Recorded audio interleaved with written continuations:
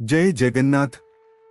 సత్య సనాతన ధర్మం మార్గాన్ని అనుసరించే భక్తులందరికీ నా వినయపూర్వకమైన ప్రణామాలు. నేడు మహాసముద్రాలలో నీటి మట్టం పెరుగుతోంది మరియు ఉత్తర ధ్రువ మంచు కరుగుతోంది. అలాగే ప్రపంచవ్యాప్తంగా ఉన్న వివిధ మంచు పర్వత శ్రేణులు కరగడం ప్రారంభించాయి.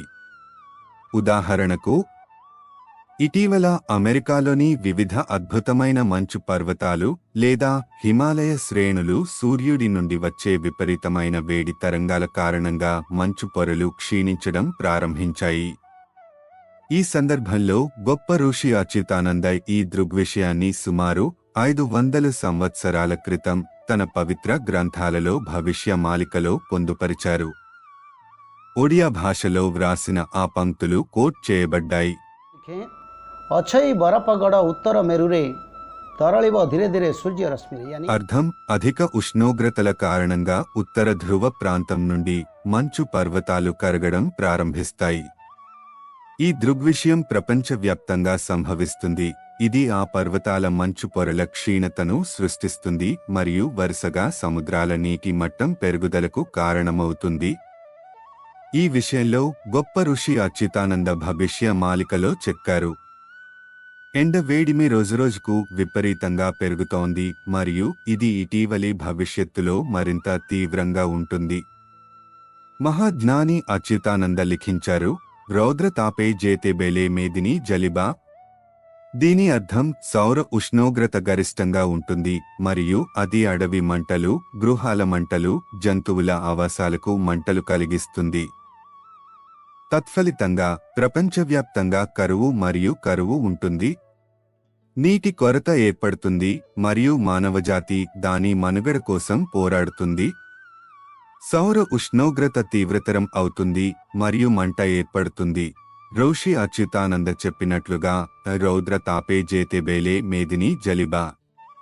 ఈ సమయంలో ధ్రువ మంచు కరగడం తీవ్రమవుతుంది. దీంతో నీటి మట్టం పెరుగుతుంది.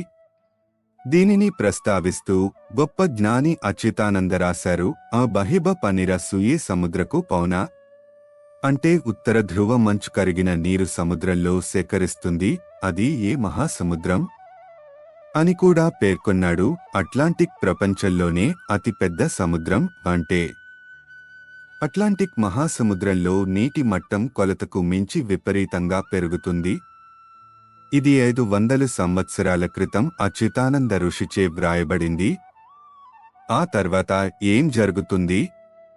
మహాజ్ఞాని అచ్యుతానంద్ మళ్లీ రాశారు, సముద్రర పాణి ధీరే ధీరే బఢిజీవ సాగర మాతివ శేషే ఆవు జాతివ.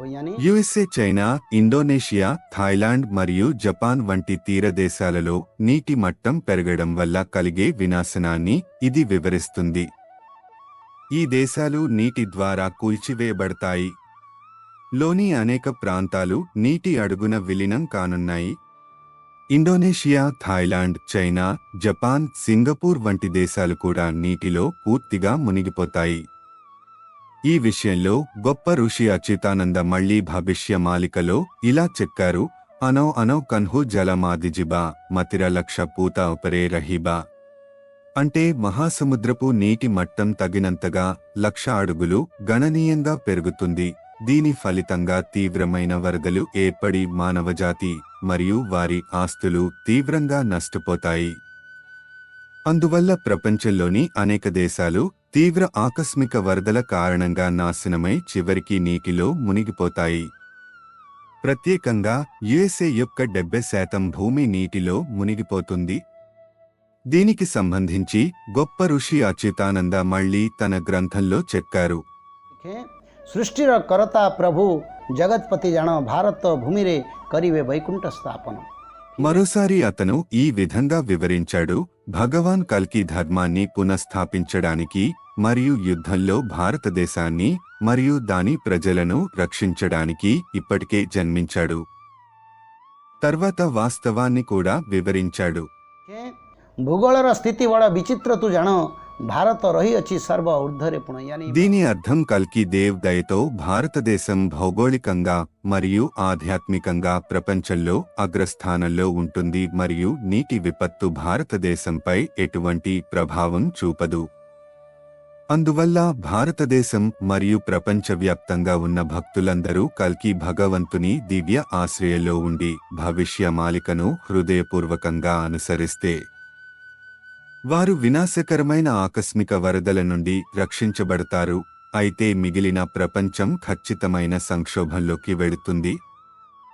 అదనంగా గొప్ప జ్ఞాని అచ్యుతానంద మళ్లీ కొన్ని సంబంధిత వాస్తవాలను ప్రస్తావించారు. జో పనిర ఘేరారే ఔ సాబు మహాదేశ ధీరే జన బుడిజిబసే సేమ నిబాస.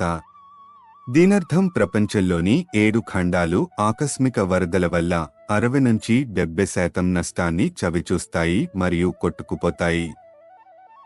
అయితే భారతదేశం దేవుని ఆశ్రయంలో ఉన్నట్లే ఉంటుంది.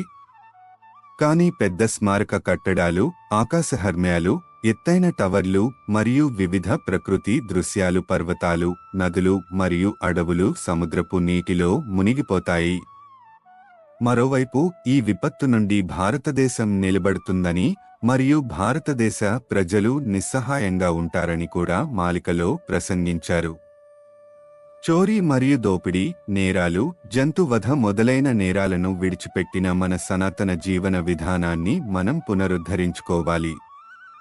బదులుగా మనం ధర్మం, శాంతి, కరుణ, దయ మరియు పరోపకారాన్ని సాధించాలి. కల్కి దేవ్ ధర్మాన్ని తిరిగి స్థాపించినప్పుడు అతను భారతదేశాన్ని ఖచ్చితంగా రక్షిస్తాడు. అయినప్పటికీ అటువంటి దైవదూషణలకు పాల్పడే భారతీయులు ఖచ్చితంగా నష్టపోతారు. ఇక నుండి ధర్మాన్ని పునఃస్థాపన చేసి పట్టుదలతో ధర్మ నియంత్రిత సూత్రాలను చిత్తశుద్ధితో ఆచరించి మాలికను విన్న తర్వాత తమను తాము సంస్కరించుకోవడానికి ప్రయత్నించేవారు. అది వారికి దివ్య విరుగుడుగా పనిచేస్తుంది మరియు వారందరూ విపత్తు నుండి రక్షించబడతారు. గొప్ప మహర్షి తన పవిత్ర గ్రంథంలో ఉల్లేఖించినట్లు మళ్లీ ప్రకటించాడు. భారతకు ఛాడి దేలే ସବୁ ରାଷ୍ଟ୍ର ଜୀବ ମହାସାଗର ଜଳରେ ଡୁବ ମାରୁଥିବ. దీని అర్థం భారతదేశం మినహా అన్ని ఇతర దేశాలు ఇది భౌగోళికంగా గొప్పదైనా లేదా సాంకేతికంగా అభివృద్ధి చెందినా లేదా అవి సూపర్ పవర్స్గా పనిచేసిన ఐరోపా లేదా దక్షిణ అర్ధగోళం నుండి వచ్చిన ఖండాలు అన్నీ సముద్రపు నీటిలో మునిగిపోతాయి మరియు వాటి భూమిలో దాదాపు 70% నశించిపోతుంది. అదనంగా అతను తన గ్రంథంలో ఇలా అన్నాడు. నా ధరణి దేహరే జଳ ମାରିବ ଲହରୀ ଜଳାର୍ଣ୍ଣବ ହୋଇଯିବ ଚଉଦିଗ ଭାରି.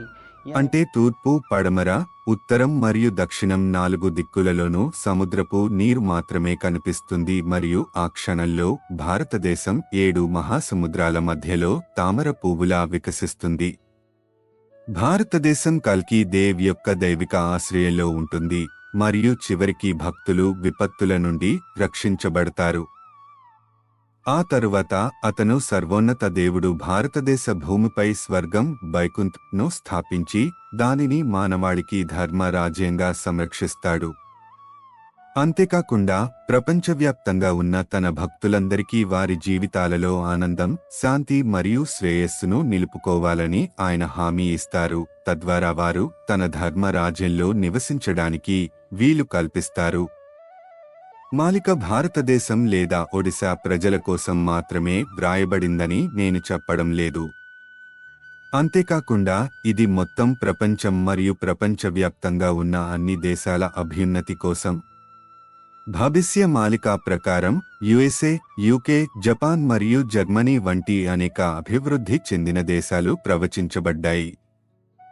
ఇతర యూరోపియన్ దేశాలు, ఆఫ్రికన్ దేశాలు మరియు చైనా, బంగ్లాదేశ్, ఇండోనేషియా, థాయిలాండ్ మొదలైనవి మరియు తీరప్రాంత అరేబియా దేశాలు మధ్యప్రాచ్యం మరియులో కొన్నింటిని పేర్కొనడానికి వీటిలో 70% దేశాలు నీటి అడుగున మునిగిపోతాయి. భారతదేశం మాత్రమే మానవాళిని కాపాడుతుంది మరియు విశ్వ బోధకుడు, విశ్వ గురువుగా పరిగణించబడుతుంది మరియు మొత్తం ప్రపంచానికి నాయకత్వం వహిస్తుంది. సత్య సనాతన్ ధర్మం తిరిగి స్థాపించబడుతుంది మరియు కల్కి దేవ్ తన పవిత్ర ఆనందాన్ని భక్తులలో దైవిక పారవస్యం మరియు ఆనందం రూపంలో అందిస్తూ విశ్వాన్ని పరిపాలిస్తాడు. ఈరోజు ముగించడానికి ఇది సమయం.